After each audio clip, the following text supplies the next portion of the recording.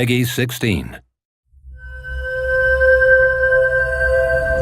An expedition of bioengineers found themselves trapped on an untamed planet when the Star Union collapsed. In order to survive, the terraformers resorted to their own experimental genetic alterations. Now, generations later, they have resurfaced as the Amazons, an all-female species who have grown to master and exploit their surroundings. With the re-emergence of interstellar travel, the Amazons have detected new threats to their symbiosis and have mobilized to fight those enemies with their highly mobile and stealthy forces, accompanied by genetically engineered alien life forms who carry out their will. Amazons thrive in forested sectors and can use the rapid reforestation technique to spread forest sectors and revitalize wastelands through terraforming. Amazons move fast through such terrain which most other enemies and factions do not. They can also overgrow enemy colonies to reduce their food income by using entangling overgrowth. Their mastery of nature allows them to expand their colonies quickly, using doctrines like progressive cultivation and ecological construction to get extra food and extra production, respectively, or selective breeding to produce cheaper animal and mounted units. This growth can also be used to harm their enemies. Introduced predators will spawn a nest of genetically modified beasts in target sectors. In combat, the Amazons make use of field pylons, immobile structures that can heal, buff, or call wildlife to come battle their enemies. They have a wide variety of units based on their mastery of nature, like the Huntress, a camouflaged unit with an energy bow equipped with 2 different arrowheads for more versatility on the battlefield. The Shrike, an alien bird that acts as a scout with a laser repeater cannon to keep other aerial units at bay. The Arborean Sentinel, a genetically constructed plant-like creature that can entangle enemies. The Biomancer, capable of scanning life forms for weaknesses.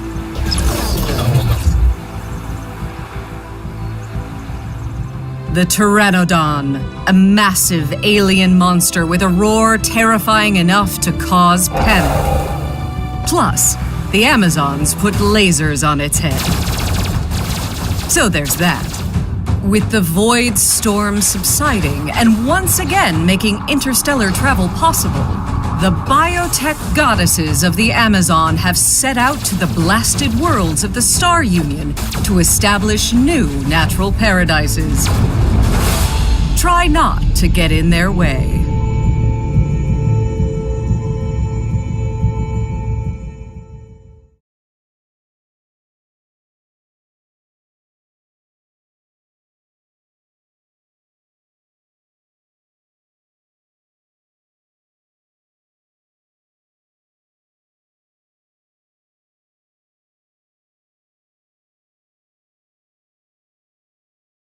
The Vanguard originate from the expeditionary forces and colonists sent out to claim new worlds beyond the frontier of the Star Union.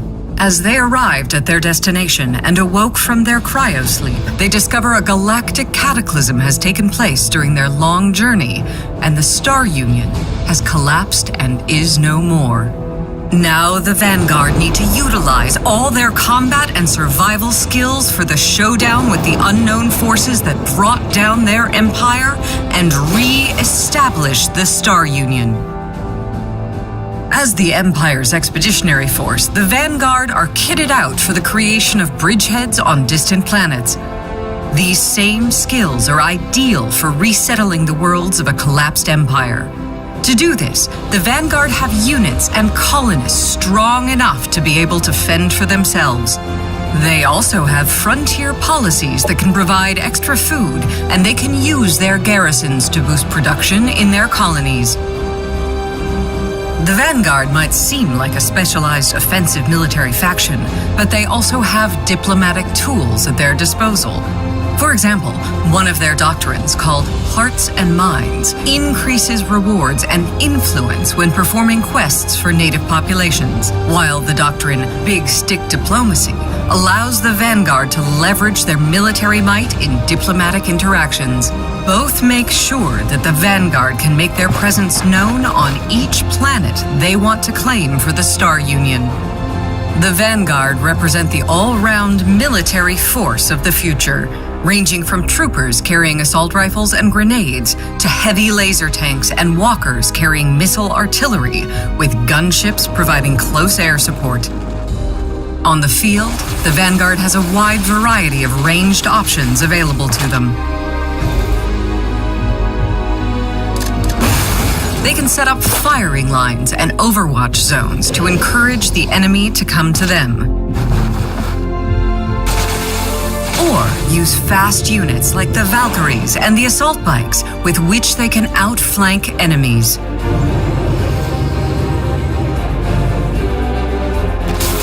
They can even call in a drop pod to deploy troops behind enemy lines.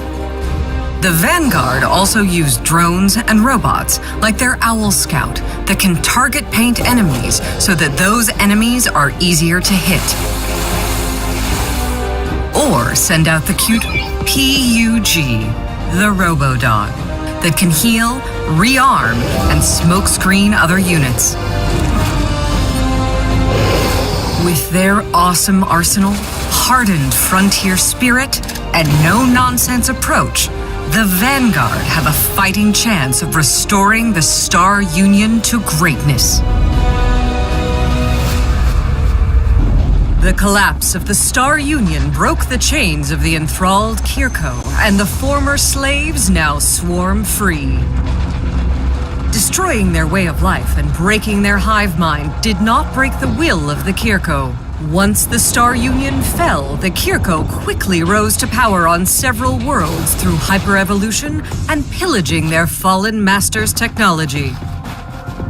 The Kirko's hives grow quickly, allowing them to rapidly colonize new planets. Their units regenerate health quickly and develop mutations like cloaking carapace armor that can conceal them on the world map. To protect their territory, they can use Call of the Hive to spawn extra troops when they are threatened, and Noxious Bombardment to poison their enemies on the world map.